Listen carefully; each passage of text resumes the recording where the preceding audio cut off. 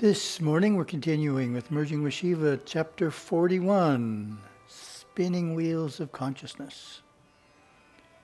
From the 1967 and 1970 Master Course and Upadeshas given Kauai Adinam in July-August 1989. Lesson 283, The Centers of Reason and Will.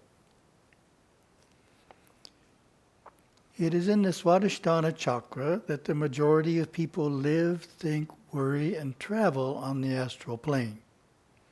Reason chakra. If they are functioning solely in the reasoning capacity of the mind, devoting their life's energies to its perpetuation in the libraries of the world, then they would take the intellect very seriously. For they naturally see the material world as extremely real, extremely permanent. With their security and self-esteem founded in reason, they study, read, discuss, accumulate vast storehouses of fact, and rearrange the opinions and conclusions of others.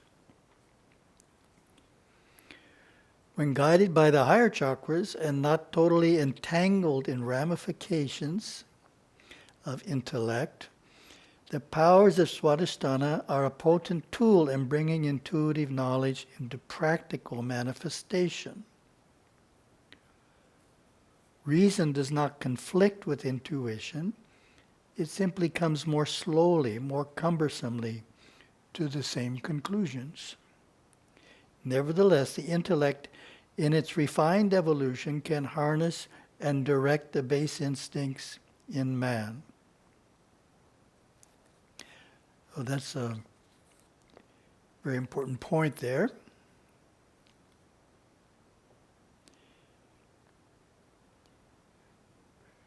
Reason can be a limitation or it can be a useful tool, depending on how you're using it.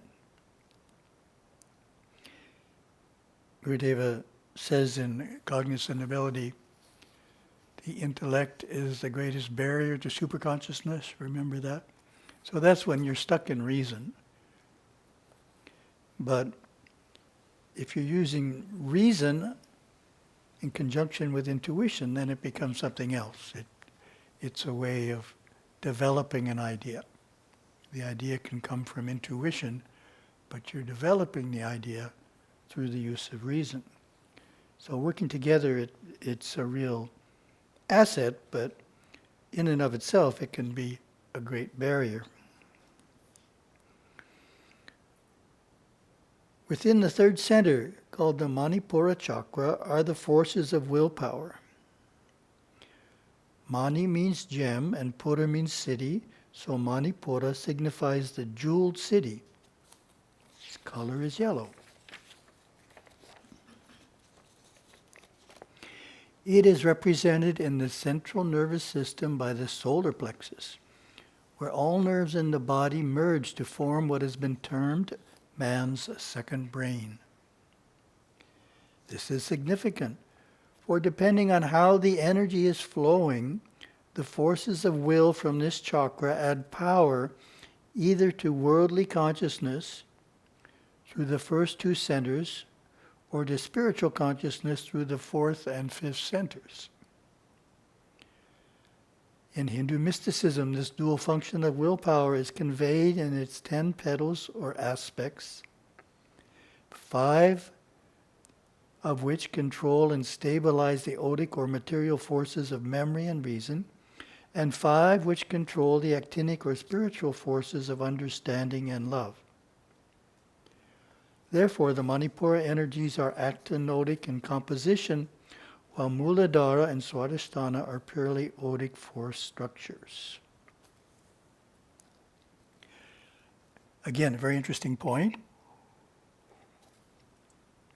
Willpower can function in two ways, with the chakras below it or the chakras above it. And then there's another aspect of willpower that's elsewhere in Merging with Śiva that I wanted to share as a commentary. Gurudeva gives some more specific advice on how we need to control our use of willpower. Yes, willpower is the key, the must, the most needed faculty for spiritual unfoldment on this path. Work hard, strive to accomplish, strengthen the will by using the will. But remember, with love in the will, the spirit is free.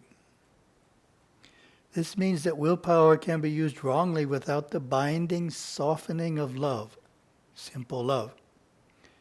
Say in your mind to everyone you meet, I like you, you like me. I really do like you. I love you, I truly love you.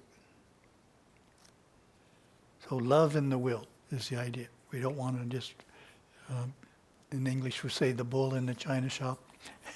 We don't want to be the bull in the china shop, just pushing forward with willpower and knocking everything off the shelf as we move forward. We have to move forward with a dynamic will, but soften it so we don't upset things. So back to the text. When awareness functions within the realms of memory, reason, and aggressive willpower, men and women are basically instinctive in nature. They are quick to react and retaliate, quick to have their feelings hurt, and quick to pursue the conquest of others, while fearing their own defeat. Success and failure are the motivating desires behind their need to express power and possess influence. Consequently, their life is seeded with suffering, with ups and downs. They look for a way out of suffering and yet enjoy suffering when it comes. They are physically very hardworking and generally not interested in developing the intellect unless it can help them achieve some material gain. In these states of consciousness, the ego rises to its greatest prominence, and emotional experiences are extremely intense. If, on the other hand, the willpower has been directed toward higher awakening, awareness is propelled into deeper dimensions. Gains and losses of material possessions and power no longer magnetize their awareness. That's a great phrase. Magnetize their awareness. And they are free to explore higher centers of their being. Inwardly directed, the willpower gives resolute strength to these aspirants, strength to discipline the outer nature and to practice sadhana.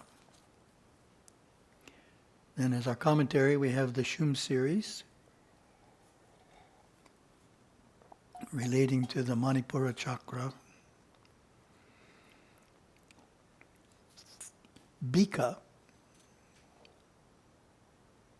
the fire element. Vumbika, physical sight or seeing.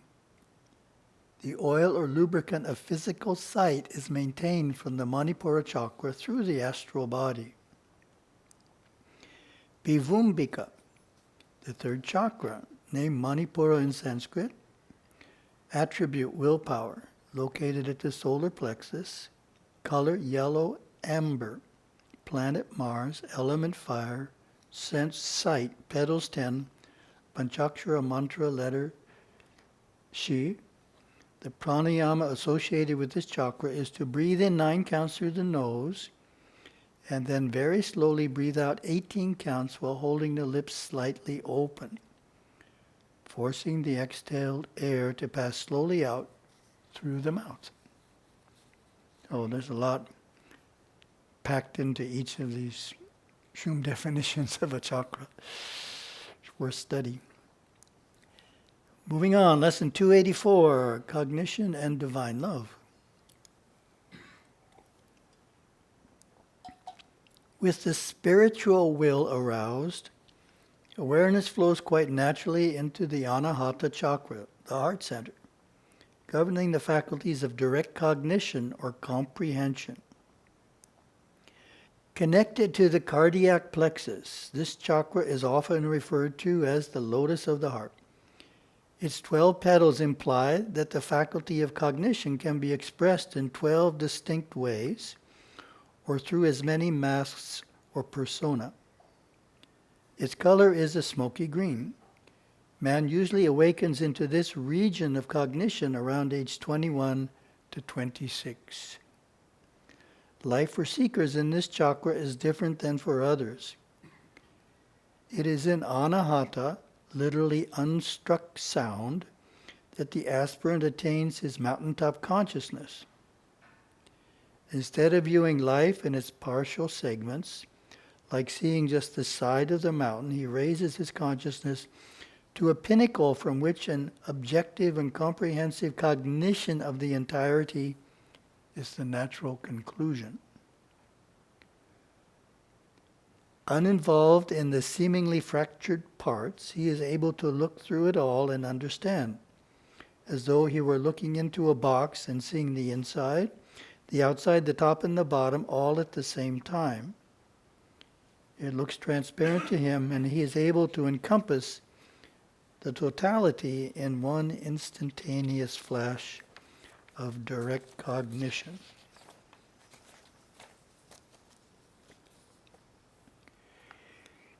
He knows in that split second all there is to know about a subject, and yet would find it difficult to verbalize that vast knowing. Various highly endowed psychics are prone to use this force center for such spiritual powers as healing are manifested here.